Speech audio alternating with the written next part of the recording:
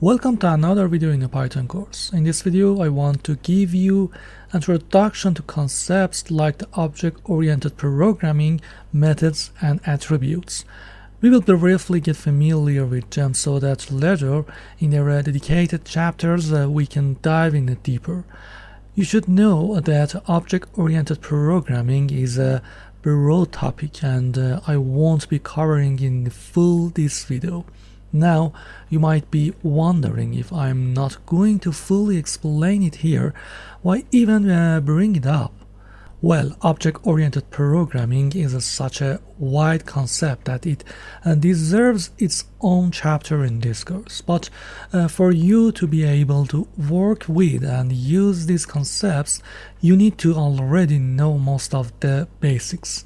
Things like what loops are, what conditions are, what functions are, and what our data types are.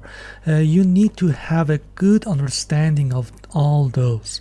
So I learn about this topic right at the beginning.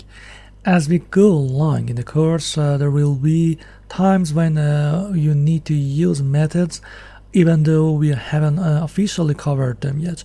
For example, I might be explaining a specific data type in a session, and I'll need to use some of the methods that come with that data type to demonstrate how it works. If you don't have at least a basic idea of what method is, it might be hard for you to follow. Or maybe you will keep hearing me say object, or everything in Python is basically an object, and you will be left wondering what this object actually is. That's why we need a quick and useful introduction to objects and methods, so that I won't have to keep explaining them over and over again at the start of every single video. If you understand the concept just once, I'll be able to reference it freely throughout the course. Let's get into our lesson.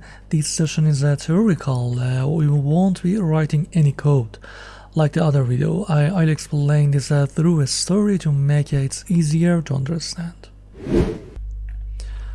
Imagine a car manufacturing company that produces different kinds of vehicles. Let's say this is a factory. To produce a car, of course, we first need a blueprint or a pattern. It looks like the machine in the factory just comes up with their own idea of what a car should be and build it. No, we have a design either on a paper or in a software, and that design is used to build a car. Now imagine this is a car. You go out and buy this car and start driving it. To get the car moving, you need to go through a few steps like starting the engine, shifting gears, pressing the gas pedal, and so on.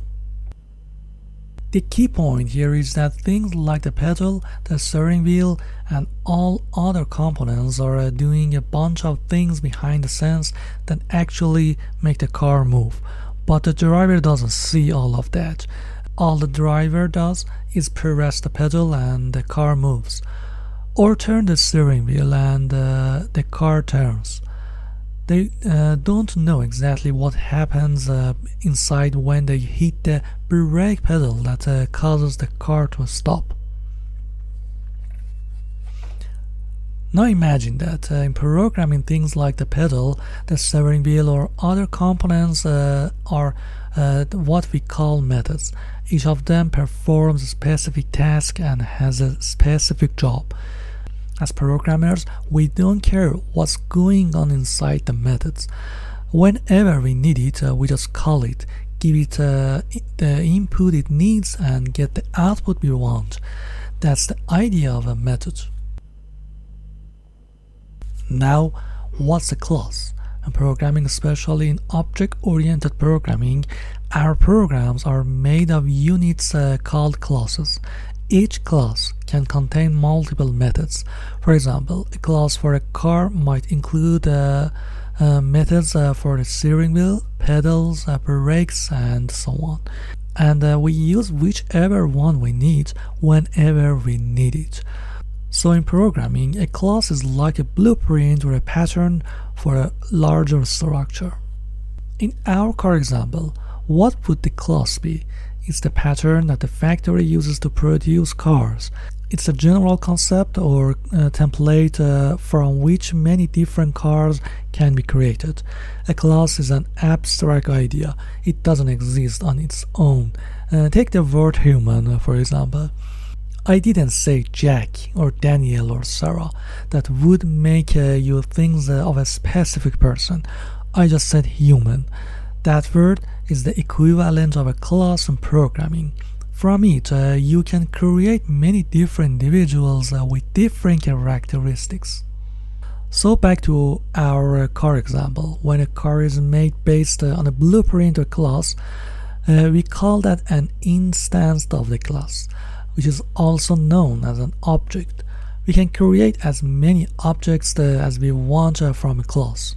Just like the Benz factory can use its class to produce many different models of Benz cars, and each of those cars or objects has a set of parts that perform specific tasks. Those are the methods. Each of these Benz cars or objects in programming also has specific attributes. For example, one car is red, another is orange. Here we are talking about a color attribute, or maybe other attributes like acceleration, torque, etc., which vary from one car to another. In programming, we call these kinds of properties attributes. The overall philosophy of object-oriented programming is to allow reusability in our programs.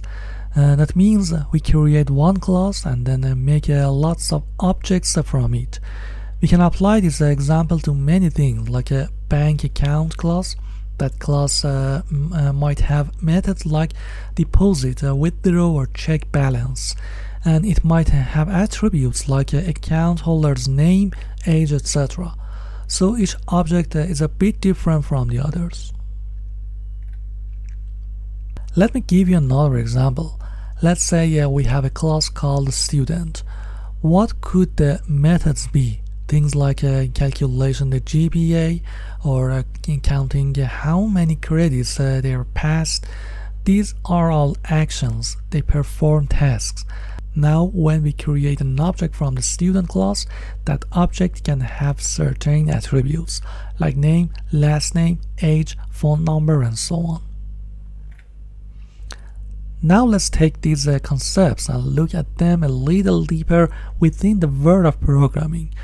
I'll keep using the car and car factory example. Object-oriented programming is often shortened to OOP. It's a mindset or design pattern in programming. It's inspired by the real world and entered the world of programming around the 1960s. Some of the first languages to support OOP were languages like Simula.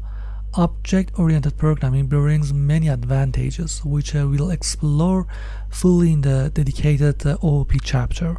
For example, one advantage is reusability. Another is encapsulation. It also helps with solving complex problems. As I mentioned in programming, we have this concept of a class, and from these classes we create a bunch of objects which contain methods and attributes. In object-oriented programming, we also have other key concepts like polymorphism, inheritance, encapsulation, and abstraction, and we'll go into detail about all of those later. I hope I was able to explain the core idea of object-oriented programming in a clear and easy to understand way. Stay energized until the next video and make sure to take notes on what I'm explaining. From this point on, especially starting next section, the topics are going to get heavier and more detailed. Take good notes so you can review the material quickly later on.